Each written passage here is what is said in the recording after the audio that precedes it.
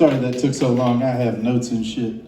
And let's hear it for this place too. Let's hear it for Roasted and for Eli for letting us do this in here. Fuck yeah.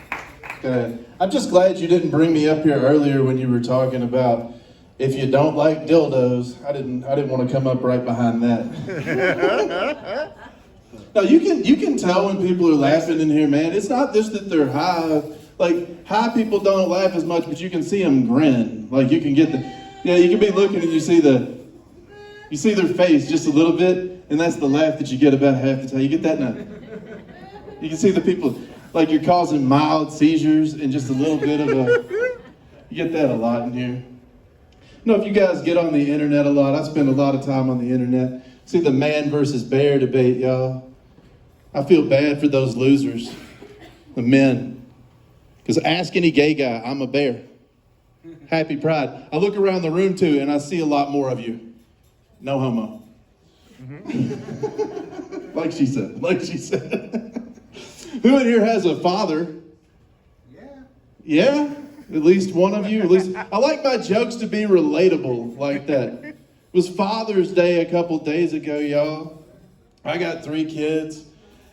I got up early in the morning on Father's Day and waited for my kids to do anything. I was cooking dinner. My first kid got out of bed. Teenagers are fucking great. Came upstairs. Happy Father's Day. I didn't get you nothing. Great, man. I guess it's what I deserved, though. It's what I deserved. I didn't get my dad anything at all. Just like the last 30 years, just like he did for me. When he ignored my entire life. So I feel like that's what he deserved. I didn't say anything to him. He did try to jump back into it lately, but we're not having that. We're not having that. It's terrible. Do you guys ever notice when somebody has a family member with a giant dick? Just a massive dick. That they always have to tell you about it. Like that they get credit for also having a dick because they knew a guy with a giant dick or something. So the fact that they knew a guy with a giant dick means that somehow they have credit. Anyway, so my Uncle Argo had a gigantic dick, is what I was getting at. The man had a 14.5-inch long penis. He couldn't wear jeans. This is a true story. Couldn't wear jeans because they would chafe him too much and it hurt. He had to wear overalls every day of his life. And I know how big his dick is because he used to pull his dick out the side of his overalls over here and wave it at people. He used to do that to the girls at church. This is a completely true story. The man is dead now. He's no longer with us. But I tell people about him all the time, and people will ask me, Brooke, do you have the same thing? And I'll tell you guys, I do. But you can't see it. You can't see it. Because it's at home. Because he's buried in my backyard. We were poor and we couldn't afford a funeral plot, so that's just where he is. It's a little sad, but there he is. We keep him there. Oh, Eric Clapton. Anybody here remember Eric Clapton? Yeah. The musician that last had a hit sometime in the 80s, I believe. We all remember that song. Eric Clapton, y'all, right after COVID, released a new single. Brand new single. Where Eric Clapton compared wearing a cotton mask to the chains of slavery. Happy Juneteenth. Apparently what Juneteenth is about is when they got the letters in Texas, freeing them from the tyranny of cotton face coverings. But we gotta hand it to Eric Clapton though. At least the man is consistent. He is. He just hates safety equipment. Seriously, masks and toddler gates. Masks and safety windows. He's got a song about that already is what I'm getting at. If you guys didn't already know that terrible song.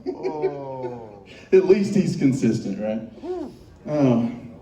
The government the other day, y'all, the government decided that now marijuana is going to be Schedule 3 because it's a medicine and people need it for things like their bone aches and people with cancer and all that stuff. And I totally agree with them. It is needed to be Schedule 3 for a long time, and they should prescribe it for more things. And hell, I say that in a place where I imagine that I have a friendly crowd. We've got a lot of people who are into completely legalizing marijuana here for medical and or recreational purposes, I would imagine. We'd probably would like to do it in this building. Hey, we've came a long way though, guys. It used to be that we could only smoke things in our basements or in our cars in a public park. You know, the regular places that you smoke weed. But now, look at us. You can smoke weed right out here in public in an old dollar store. We've came up so far. It's a long way that we've came, guys. I'm just wondering where they're going to give the same kind of recognition and help to ADHD sufferers.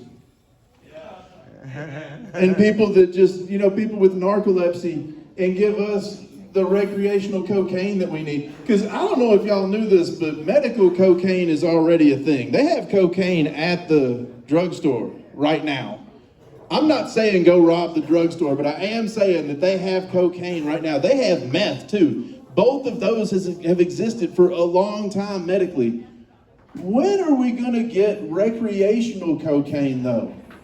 When's it going to happen? I think Gen Z is going to ultimately give it to us, y'all. I think eventually that we will end up with recreational cocaine, but I think what's going to happen is that they're going to ban plastic straws too. And then we're going to end up with nothing but metal straws. Which, that shit's fine, I guess, until somebody slaps you in the back of the head and you get a lobotomy. I guess it cures the ADHD permanently, though.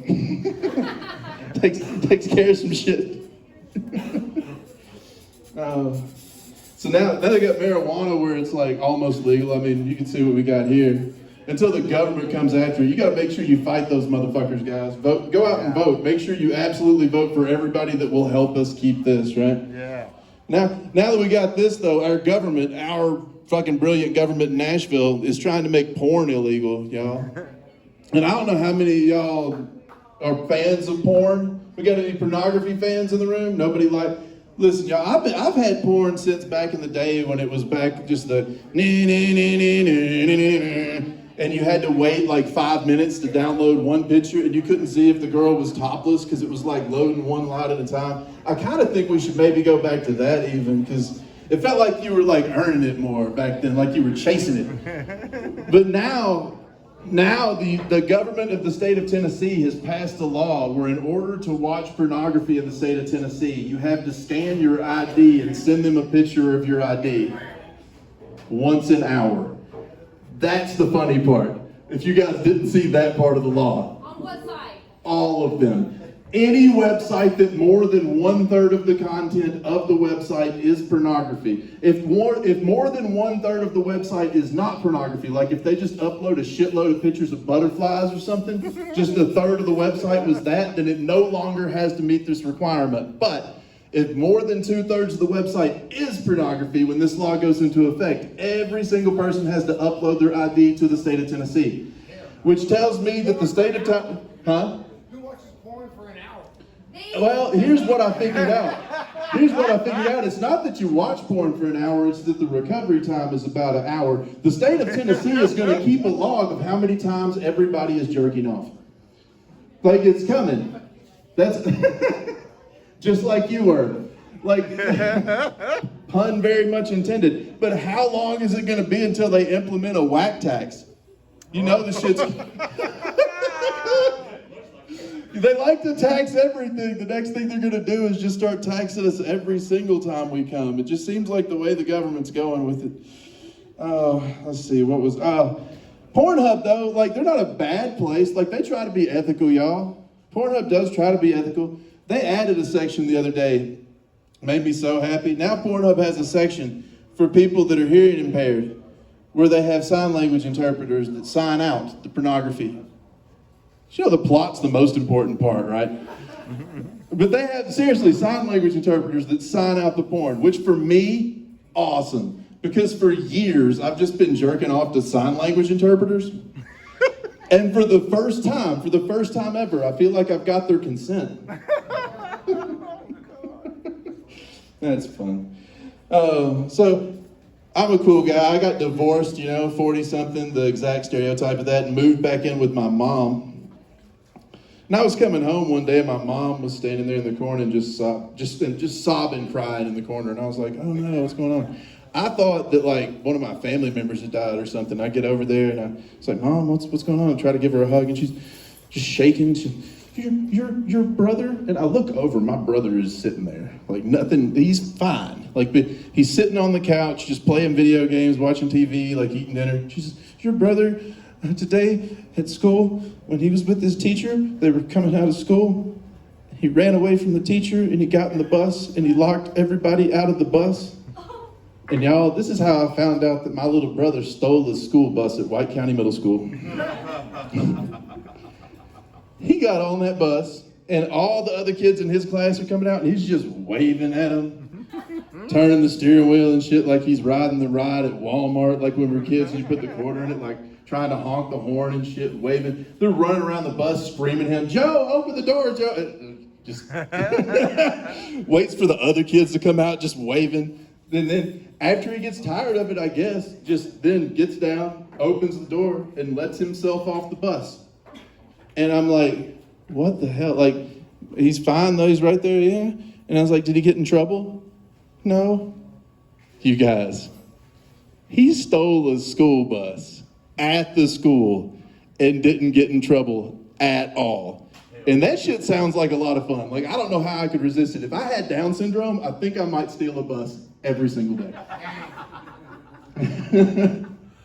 Now, he had a little dog for a while too, y'all. This is completely true. We're not sure if that dog like got cold one day or what, or if he thought it looked like it would be a lot of fun for that dog to spin in a circle. But he put the dog in the microwave.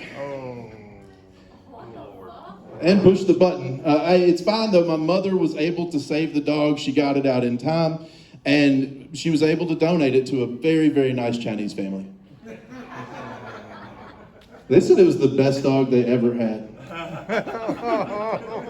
It was a great dog, great dog. He's still a virgin, though. My brother with Down syndrome, this is completely true. He's 21 years old, and as far as we know, he's still a virgin, unless somebody did something to him at school that we don't know about. And I was wondering what the ethics of that are. Like, I don't know, like, he's 21 years old. You think he should be allowed to have love, right? Like, he should be allowed to have sex. And then I saw this great TV show. Have you guys seen the show Down for Love yet? Yes. Oh my God. I watched that show and I was like, man, how do I get him on there? I found out that shit's in New Zealand though. Like, you gotta go all the way to New Zealand to be on that show now. And I was like, would they have anything like that in America? It turns out they don't have it in America. They canceled the Jersey Shore years ago. Was that Down for Love? Oh, so who here had a Christmas? Yeah. I like my jokes to be relatable. Like I said back at the start, like my jokes to be relatable. I was having a Christmas this year and talking to my father, which I don't really do quite a lot, as I said up at the top of the show. But I was talking to him and I was like, you know, Dad, did you think it was maybe weird back in the day when I was a kid that you used to shower with me? Anybody else do that? No. Shit, I like my jokes to be relatable. I thought I'd have some friends in the audience. Anyway, so I asked my dad about that, and I was like, you know, it was just like I'd be in the shower and I'd just look up, and all it was just your giant dick everywhere.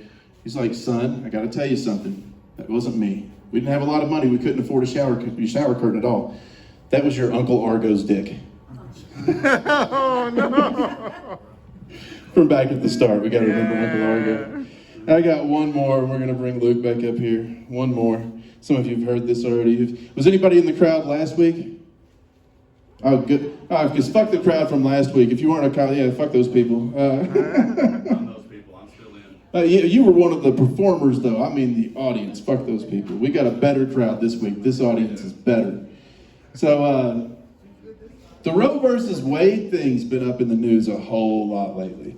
Because, you know, the government changed it, and now every state gets to make their own decisions. And, you know, I don't know how I feel about it. I did see something that really changed my life. I used to be really pro-choice, guys, and I saw this thing. And it made me think about it a whole lot. What they said was crazy. They said that an aborted fetus feels the exact same amount of pain as a lobster when it gets boiled alive. And that's terrible.